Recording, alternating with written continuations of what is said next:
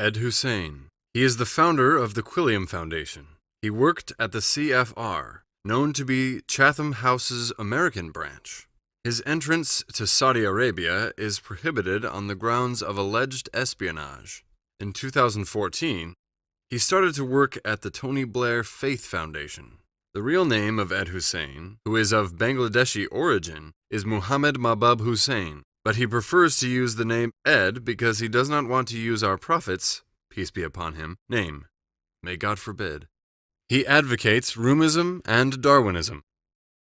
He praises T.E. Lawrence, one of the shadiest spies of the British deep state in the Middle East, who devastated the region and caused the martyrdom of millions of Muslims. One of the activities of the QUILLIAM Foundation, which he founded, is to provide information to the British government against Muslims. Ed Husain advocates this practice of the QUILLIAM Foundation as follows. The government should be spying on Muslims even if they are not suspected of committing crimes. Another striking aspect of Ed Husain is his participation in activities against Turkish President Mr. Erdogan and the Turkish government, and his support and praise for the Gulen terror organization, while he tries to present himself as a sympathizer of Turkey. In his report to the Bipartisan Policy Center think tank in 2013-2014, he, 3 years in advance, foretold the July 15th coup attempt in Turkey that caused 246 Turkish citizens' martyrdom. The co-authors of this report were Morton Abramowitz and Eric Edelman, the former American ambassadors to Turkey, and Henry Barkey, the former CIA member who participated in the Buyukada meeting on July the 15th. Some excerpts from Ed Husain's report of 2013-14 against the Turkish government and the Turkish president Mr. Erdogan, which describe the coup, are as follows. To stay in power, Erdogan is increasingly appearing to borrow from the playbook of the world's other autocrats. Whether Turkish society is going to tolerate this type of leader, and thus whether Erdogan will prove to be more of a Vladimir Putin or more of a Viktor Yanukovych, is the main question in the coming years. His, Abdullah Gül's, primary motivation is, in all likelihood, to succeed Erdogan as the leader of the Islamic conservative movement should Erdogan be removed or resign. Since Erdogan decided to become, in effect, an elected sultan, or an Islamic caudillo, his days at the helm of the state were numbered. Erdogan will eventually be forced out. Senior figures within the AKP, such as Deputy Prime Ministers Ali Babacan and Bülent Arınç, have clearly tried to establish a certain distance to Erdogan's rashness, authoritarianism, and Islamism. Will the common fear of the Gülenists be enough to ensure the military leadership's loyalty to Erdogan?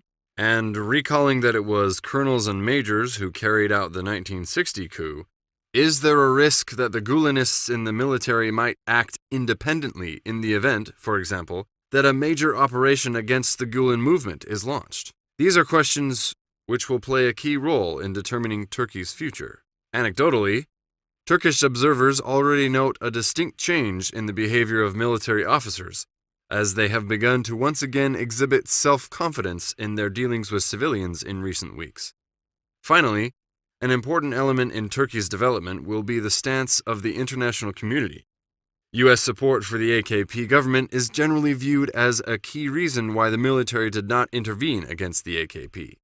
In this report, Ed Husain also suggests that Turkey must be stalemated with an economic crisis.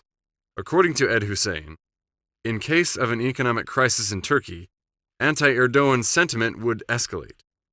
The Gezi Park incidents, the December 17th through 25th incidents, and the political instability throw the economy into a crisis. Indeed, an economic crisis would be the most likely trigger for Erdogan's downfall, the report says. While Ed Husain's issues such as baseless reports against President Erdogan and the Turkish Republic and, in his own way, counsels them, he lauds Fethullah Gülen as follows. Important literature from mainstream Muslim scholars in Turkey, Fethullah Gülen, has yet to be translated, disseminated, or publicized more broadly in the Arab world, Somalia, Mali, or indeed Kenya. Raindrop, one of the foundations of the Gülenist terror organization in the U.S., organizes reading days for Ed Husain's books. Some information Ed Husain gives about himself. I could no longer believe in a God who wanted us to govern in his name. In fact, I did not even think of God as he anymore. God was a human construct, a human projection. My inner consciousness of God hit an all-time low. The presence of God in my life was lost. Externally, I portrayed signs of piety to maintain a standing among my target audience, but I was no longer an observant Muslim. I had lost the essence of Islam. I still had two faces, two personalities. I couldn't accept Islam as a spiritual pursuit. My distance from God resulted partly because true faith had not touched my heart in a decade. I wore it on my sleeve, abused it for political ends, but I had lost the essence of Islam.